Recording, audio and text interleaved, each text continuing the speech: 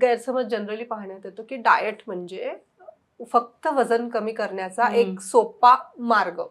तर तुम्हाला काय वाटतंय की हा फक्त वजन कमी करण्याचा मार्ग आहे की सगळ्या शरीरासाठी ते स्वास्थ्य व्यवस्थित ठेवण्याचा एक उत्तम उपाय आहे? खूप सुंदर तू बोलली की स्वास्थ्य नीट ठेवण्यासाठीच आपल्याला अन्न घेणं महत्वाचं आहे. बरोबर. थायरॉइडमध्ये जनरली हायपोथायरॉइडिझमचे पेशंट जास्त असतात, त्यामुळे वजन कमी करण्यासाठी ते जास्त इच्छुक असतात म्हणायला हरकत नाहीये. पण थायरॉइडच्या दोन्ही प्रकारमध्ये आपण बघितलं आताच की मेटाबॉलिझम डिस्टर्ब असतं. बरोबर. सो फक्त वजन कमी करणं हा हेतू नाहीये. तुमच्या शरीरात जे काही न्यूट्रिशनल डिफिशियन्सी तयार झालेली आहे, जे काही सिम्पटम्स दिसत आहेत तुम्हाला, मग विकनेस असेल, हेअरफॉल आहे, स्किन ड्रायनेस आहे, बरोबर. या सगळ्या गोष्टींसाठी सुद्धा डाएट अतिशय इम्पॉर्टंट आहे. बरोबर. कारण कुठल्याही पद्धतीने हार्ड अँड फास्ट काही ते डाएट फॉलो करून आपण वेट लॉस केलाय आणि इंटरनल हिलिंगच झालेलं नाहीये, तुम्हाला सफिशियंट न्यूट्रिशनल गोष्टी त्यातनं मिळालेल्या नाही आहेत, तर तुमची जे सिम्पटमॅटिक गोष्टी दिसतात थायरॉइडमुळे या सगळ्या स्किनवरती, हेअरवरती, त्या नाही पूर्ण बऱ्या होणार आहेत. बरोबर. सो डाएट हा फक्त वेट लॉससाठी किंवा वेट गेनसाठी नाही, तर ओव्हरऑल आपलं स्वास्थ्य नीट राहण्यासाठी, बरोबर हेल्दी राहण्यासाठी महत्वाचं आहे. आणि कित्येक केसेस आपण बघितल्या आहेत की छान हेल्दी वेट लॉस किंवा हेल्दी वेट गेन आपण बघितलंय. मे बी प्रियांका मॅडम काही केसेस डेफिनेटली शेअर करतील. म्हणजे डाएट फॉलो करताना काही लोक काय चुका करतात की फक्त कॅलरीज कट डाऊन करतायत. तर कॅलरीज कट डाऊन केला की तुम्हाला न्यूट्रिशन डेफिशियन्सी येणार. बरोबर. आणि यामुळेच तुमचा TSH लेवल वाढू शकतो. बरं. म्हणून तिथे आपल्याला न्यूट्रिशन रिच असा डाएट घेतला पाहिजे. बरोबर. आता आपल्याकडे जे पेशंट येतात सॉरी, ते हायपर थायरॉइडचे असतात आणि प्लस IBS असतात. IBS म्हणजे इरिटेबल बाउल सिंड्रोम. ओके. हा, त्यामध्ये फक्त रॉ फूड देऊन चालत नाही किंवा फक्त पालेभाज्या देऊन चालत नाही. त्यांना सॉफ्ट फूड द्यावं लागतं किंवा त्यांच्या वेळा, जेवायच्या वेळा ह्या वेगवेगळ्या असतात. त्यांच्यासाठी आपण थोडासा वेगळा डाएट प्लॅन करावा लागतो. म्हणजे प्रत्येक डाएट प्लॅन हा प्रत्येकासाठी सेम असा नसतो, तो प्रत्येकासाठी डिफरन्स असतो. लागू होतं ह्या बाबतीमध्ये. म्हणजे या केसमध्ये काय झालं होतं, हायपरथायरॉइडिझममध्ये ऑलरेडी वेट लॉस असतो आणि IBS म्हणजे काय, इरिटेबल बाउल सिंड्रोम. तुमचं इंटेस्टाईन योग्य कामच करत नाहीये. तुम्ही किती हेल्दी अन्न घ्या, ऍब्सॉर्प्शन कमी असतं आणि लूज मोशन्स होणं, डायरिया होणं, ऍसिडिटी बूस्ट होणं, या गोष्टी होत असतात. सो अशा पेशंटमध्ये वेट गेन हे प्रचंड क्रिटिकल होऊन बसतं. ओके. पण नक्कीच थायरॉइड फ्री फॉर मध्ये I think 10 kg weight gain 57 होतं. आता त्याचं 67 आहे आणि सिम्पटमॅटिक रिलीफ जो म्हणतो आपण, तो एवढा छान आहे. पेशंट खूप हॅप्पी आहे.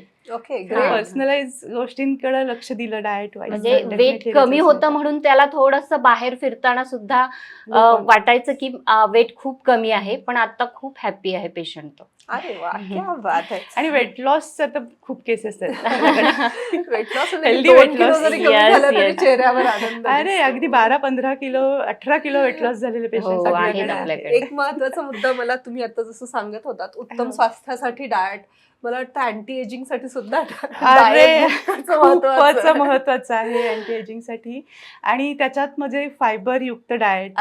मे बी तुझा तो प्रश्न असणार आहे पुढे की फायबर अँटी एजिंग म्हणलेस तर मी तुझा प्रश्न काढून टाकते की रॉ सॅलड की फायबर जास्त, म्हणजे असं कुठलं योग्य आहे? असं म्हणतात की रॉ सॅलड अवॉइड करतात थायरॉइड पेशंट मध्ये, तर मग कसं फायबरची ती क्वांटिटी ठेवणं अपेक्षित आहे? करेक्ट. ओके. फायबर मोस्टली काय असतं, वुमेनमध्ये आणि मेनमध्ये. वुमेनमध्ये तुम्ही 30 ग्रॅम फायबर डेली घेतलं पाहिजे. तसं आपण डाएटमध्ये कसं कव्हर करता येईल त्याला, म्हणजे एक प्लेट तुम्ही सॅलड प्लस भाज्या असं जर घेतलं तर 10 ग्रॅम्स तुम्हाला सॅलड आरामात मिळतं. हा, फायबर. आणि ते फायबर इंटेक केल्यामुळे काय होणार आहे, तुमची डायजेशनचे जे प्रॉब्लेम आहेत ते सॉल्व्ह होणार आहेत. डायजेशन फ्रेंडली होणार आहात तुम्ही. ओके. आणि हिलिंग जी प्रोसेस आहे ना, ती लवकर होणार आहे. बरं. मधून फायबर एवढा इम्पॉर्टंट रोल प्ले करतो ना थायरॉइड पेशंटमध्ये. तर मॅम पण सांगू शकतील की आपल्या पेशंटमध्ये कसं त्यांना फायबर इंटेक केल्यामुळे किती छान रिझल्ट मिळालेले आहेत. ऍक्च्युली जसं आता म्हटलं की फायबरचं इम्पॉर्टन्स तर आहेच आहे. एक तर डायजेशन छान इम्प्रूव्ह होणार आहे, तुमची ऍसिडिटी कमी होणार आहे, कॉन्स्टिपेशन मेन एक प्रॉब्लेम असतो थायरॉइडच्या पेशंटमध्ये, तो तिथं सॉर्ट होणार आहे. आणि सगळ्यात महत्त्वाचं अँटी एजिंग ते काम करतं, जे सेल ग्रोथ जी फास्ट होत असते Right, त्याला right. ते थांबवतं. ओके. आणि थायरॉइडमध्ये हे पण बरेचदा जाणवतं, आपण अगदी पहिल्यापासून त्या सिम्पटम्स पासून बघतोय की फिमेल आणि मेल दोघांमध्येही एजिंग वाढलेलं दिसतं थायरॉइडमध्ये. हो. सो जेव्हा आपण फायबर जास्त घेतो आहोत, तुम्ही लहान दिसणार आहात, तुमच्या आहे त्या वयापेक्षा वयाने. 5 वर्ष लहान तुम्ही नक्की होणार आहात. आणि हा फक्त त्यांच्यासाठी नाही, सगळ्यांसाठी सगळ्यासाठी सगळ्यांसाठी महत्वाचं आहे. आहे. वय वाढलेलं कोणालाच आवडत नाही. कोणालाच आवडत बरेच थायरॉइड पेशंटमध्ये लेडीज जास्त असल्यामुळे हा खूप छान रोल प्ले करतो की ऍब्सोल्युटली राईट. ग्लो स्किन हा एक खूप महत्वाचा. आणि या बाबतीत मला क्वेश्चन येतात की मॅम यासाठी काय खायचं आहे. Very nice. आणि जसं आता एक तुझा प्रश्न होता की मग थायरॉइड पेशंट्सनी रॉ फूड खावं की नाही, कारण बरेचदा तिथं आपण ते अवॉइड करायला सांगतो. सो पर्टिक्युलरली मेटाबॉलिझम डिस्टर्ब असतं, त्यामुळे जेव्हा बरोबर. कच्चं अन्न आपण खातो शरीर ते पचवू शकत नसतं. सो योग्य पद्धतीने तुमच्या शरीराला आपल्याला तयार करायचं. जसं मी म्हटलं, कुठलाही तुम्ही डाएट घेत आहात, तुमचं शरीर ते पचवण्यासाठी तयार असलं पाहिजे. बरोबर. मग काही डिटॉक्सिफिकेशनच्या थेरपीज असतील, आणि स्लोली आपल्याला तिथंपर्यंत जायचं आहे. उद्या उठून मी खूप सारं सॅलड घेतलं तर ते मला नाही पचणार आहे, मला गॅसेस होणार आहेत, माझं पोट दुखणार आहे, मी लूज बरोबर. मोशन्स होणार आहेत. बरोबर. सो आपल्याला तसं नाही द्यायचं आहे. आपल्या थायरॉइड फ्री फॉरवर्डमध्ये आपण पेशंटला योग्य पद्धतीने तिथंपर्यंत नेतो, बरोबर. तुमच्या शरीराला आधी तयार करतो, आणि रॉ फूड घेताना सुद्धा स्टेप बाय स्टेप्स कसं जायचं आहे. मग तुम्ही ते सॅलड फॉर्ममध्ये असेल किंवा स्मूदीच्या फॉर्ममध्ये असेल किंवा सूपच्या फॉर्ममध्ये असेल, बरोबर. त्याच्यातून तुम्ही ती क्वांटिटी कशी मॅनेज करू शकता हे आपण आधी अश्युअर करतो, आणि ते या पद्धतीने पेशंटला गाईड करतो. आता जसं तुम्ही काही स्टेप्स सांगितल्यात, ओके, की Yes. सूप आहे, स्मूदीज आहे, सॅलडचे फॉर्म्स आहेत, तर मला तुमच्यासाठी एक प्रश्न आहे की थायरॉइड पेशंटसाठी पर्टिक्युलरली घरचं अन्न हे पॉवरफुल अन्न म्हणून आपण कन्सिडर करू शकतो का, हा एक भाग. आणि डिनर हेवी असावा किंवा नसावा. ओके, पहिल्या प्रश्नाचं उत्तर देते की जो आपण प्रश्न परत एकदा रिपीट करा. Okay. घरचं अन्न पॉवरफुल हा. आहे का. तर घरचं अन्न हे एकतर प्रोसेस्ड केलेलं नसतं, ते पॉवरफुल असणारच आहे, न्यूट्रिशन रिच असतं. आणि दुसरा क्वेश्चन, रात्रीचं जेवण जे आहे ते उशिरा करणं टाळलं पाहिजे, कारण त्यामुळे काय होणार आहे, तुमचं डायजेशन बिघडणार आहे, त्यामुळे स्लीप डिस्टर्ब होणार आहे, त्यामुळे दुसऱ्या दिवशी जो एनर्जी हवी असते आपल्याला काम स्टार्ट करण्याची, ती इथे तुमची कमी होणार आहे. आणि घरचा आहार घेतल्यामुळे तुम्हाला न्यूट्रिशन रिच मिळणार आहे, अनप्रोसेस्ड मिळणार आहे, आणि गुड फॅट तुम्ही घरच्या आहारामध्ये नक्कीच घेऊ शकता. तुम्ही म्हणालात उशिरा जेवण करणं Okay. टाळणं गरजेचं हा, आहे, पण पोटभर जेवायचं का थोडंसं अर्धपोटी राहिलं तरी चालेल. नाही, अर्धपोटी म्हणण्यापेक्षा एक थोडासा 10% भाग आहे ना, तो थोडासा रिकामा ठेवायचा. ओके. आजी असं काहीतरी म्हणायची का की भुकेपेक्षा एक 4 घास जास्त खा वगैरे नाही, असं? कमी खा. तुमची आजी तसंच म्हणायची का? कमी खा. कमी खा. कमी खा हा. असं होतं ना. हा, 4 So घास ते कमी कमी खा. खा. कमी खा. ओके, So, म्हणजे ते पचायलाही सोपं जातं. अवकाश असं जे आहे ना, हा. सावकाश जेव, याचा अर्थ अवकाश, हा. पोटात थोडा अवकाश, थोडीशी जागा ठेवून जेव, असा त्याचा तो अर्थ आहे. Very त्यामुळं nice. जो प्रश्न होता की किती खाल्लं पाहिजे, तर Right. नक्कीच 2 घास कमी असले पाहिजे. एक फॅड हल्ली निघालंय विगन फूड. माझ्या मते तर हे एक फॅन्सी वर्ड सुद्धा आहे. कोणाला विचार, no I am a vegan one right नाव, असे उत्तर यायला लागतात. बरोबर तर आहे. हे विगन फूड योग्य आहे का, त्याचे सोर्सेस काय आहेत थायरॉइड पेशंटसाठी.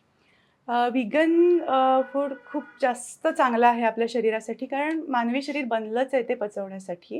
ओके. कुठल्याही पद्धतीने ॲसिडिक पदार्थ आपल्या शरीरात गेले तर ते ॲसिडच तयार करणार आहेत, इन्फ्लमेशन करणार आहेत, किंवा इतर आजाराला आमंत्रण देणार आहेत. विगन म्हणण्याचा अर्थ हा आहे की नेचरच्या जवळ जा, निसर्गात जे पिकतं त्याच फॉर्ममध्ये घेण्याचा प्रयत्न तुमचा असू द्या, असा Okay. त्याचा अर्थ जास्त येतो. त्यामुळे डेफिनेटली ते फार महत्त्वाचं आहे. सोर्सेस, खूप सारे सोर्सेस आपल्याला या सगळ्या सप्लिमेंट्सचे मिळतात. ओके. सप्लिमेंट्स किंवा ज्या गोष्टी आपण म्हणतो आहोत ना, आपण खूप कमी गोष्टींपर्यंत आता पोहोचू शकलो म्हणायला हरकत नाही आहे. म्हणजे न्यूट्रिशन वाईज खूप छान रिसर्च झालेत, खूप ठिकाणी आपण पोहोचतो आहोत. पण असे अजून कित्येक घटक आहेत ज्याच्यापर्यंत आपण पोहोचलेलोच नाही, आपल्याला माहितीच नाही की शरीरात त्याचा Okay. उपयोग असतो. ओके. सो ज्या गोष्टी आपल्याला माहिती आहेत आणि ज्याचे आपल्याला नॅचरल सोर्सेस माहिती आहेत, प्लांट बेस्ड जे आहेत ते घेण्याचा प्रयत्न नक्की असला पाहिजे. सोर्सेस मग विटॅमिन B12, D3 आहे, प्रोटीन आहे, कॅल्शियम आहे, बरोबर. गुड फॅट आहे. या सगळ्या गोष्टी आपल्याला प्लांट बेस्ड विगन सोर्सेसमध्ये मिळू शकतात.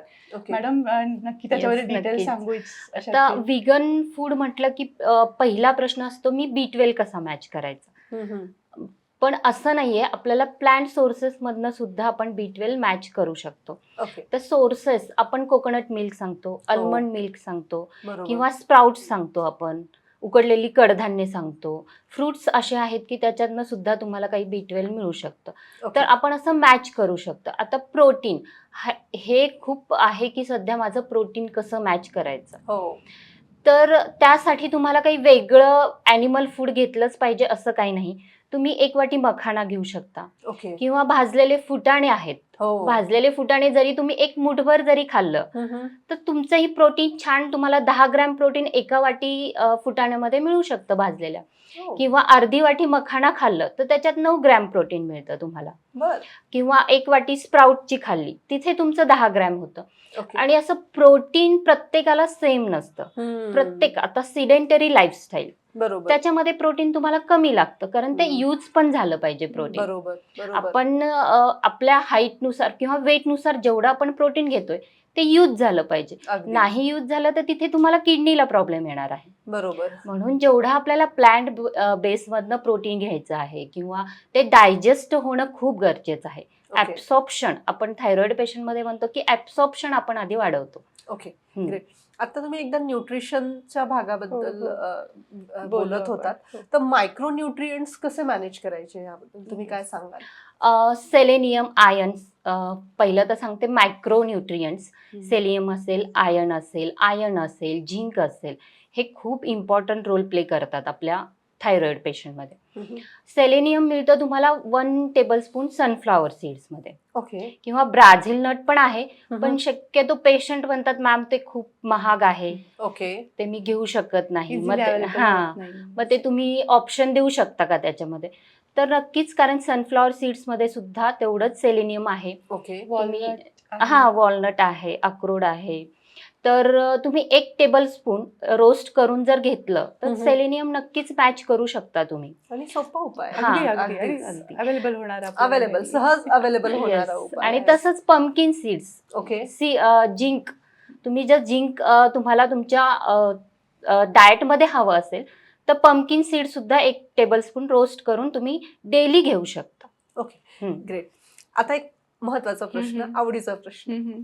नॉनव्हेज खाणं योग्य आहे का थायरॉइड पेशंट? येस, जसं मी मगाशी थोडं विगनला बूस्ट केलं की नाही, अगदी. अरे तुम्ही नेचरच्या जवळ गेला पाहिजेत. आणि डेफिनेटली माझं मत तेच आहे. मे बी प्रियांका मॅडमचंही तेच असणार आहे. कारण आपलं शरीर बनलेलंच नाही आहे नॉनव्हेज पचवण्यासाठी. जेव्हा नॉनव्हेज किंवा ॲनिमल प्रोडक्ट्स आपल्या शरीरात जातात त्याचं पचन होण्यासाठी किमान 18 to 24 आवर्स लागतात. बरं. आणि आपण तेवढा वेळ देत नाही डायजेशनला. त्यामुळे शक्यतो ते अवॉइड केलेलं बेटर राहणार आहे. पण ऑफकोर्स जे हार्डकोर नॉन व्हेजिटेरियन असतात त्यांना पटकन नॉनव्हेज बंद करणं पॉसिबल नसतं. बरोबर. पण त्यालाही काही छान सोर्सेस आपण घेऊ शकतो किंवा थोडेसे वेगळे रिप्लेसमेंट म्हणू शकतो रेसिपीजमध्ये. बरोबर. की रेड मीट म्हणतो आपण, ते आपण अवॉइड करायला सांगतो. मटण मराठीमध्ये सांगायचं झालं तर प्रचंड ॲसिडिक असतं, प्रचंड त्याच्यामध्ये कोलेस्ट्रॉल किंवा फॅट वाढवणारी कंटेंट असतात आणि शरीरामध्ये लवकर डायजेस्ट होत नाही. बरोबर. सो आपल्याला ते अवॉइड करायचं आहे. कधीतरी तुम्ही फिश करी, ती पण ओल्या खोबऱ्याच्या ग्रेव्हीमध्ये बनवलेली असेल ओके. किंवा गावरान चिकन घ्यायला हरकत नाही आहे. पण मेक शुअर की ते जेव्हा तुम्ही या फॉर्ममध्ये नॉनव्हेज घेत आहात, प्रोटीनसाठी असेल, B12साठी असेल, तरी तुमचं सेकंड मील तुम्ही लाईट ठेवणं महत्त्वाचं आहे. कारण त्याचं डायजेशन होण्यासाठी तो तेवढा पर्टिक्युलर वेळ तुम्ही देणं आवश्यक आहे. महत्वाचं. सो ह्यामध्ये बऱ्यापैकी तेल पण वापरतात जेव्हा नॉनव्हेज पदार्थ बनवतात. ऑइल खूप तेल वापरतात, तरच त्याला असं म्हणतात की स्वाद येतो किंवा चव स्पायसेस पण खूप वाढते. जास्त वापर. तर मग हे तेल खाणं योग्य आहे का थायरॉइड पेशंट? नाही. किती असावं प्रमाण त्याचं? शक्यतो तेल हे आपण घाण्याचं तेल सांगतो. बरं. आणि गुड फॅट, आपण म्हणतो की गुड फॅट यूज करा. म्हणजे शक्यतो फ्राय केलेली तुम्ही डिशेस घेऊ शकता आणि जे काही जेवण बनवणार आहे तुम्ही नारळाचं तेल घेऊ शकता किंवा सनफ्लॉवर सीड्स जे की घाण्यातनं तुम्हाला मिळतं ओके. हे ऑइल यूज करू शकता. ते पण लिमिटमध्ये असलं पाहिजे, कारण आपण नारळाचं तेल सांगतोय पण ते पण जास्त जर घेतलं तुम्ही तर नक्कीच तुमचं कोलेस्ट्रॉल हाय होणार आहे त्याच्यात सुद्धा.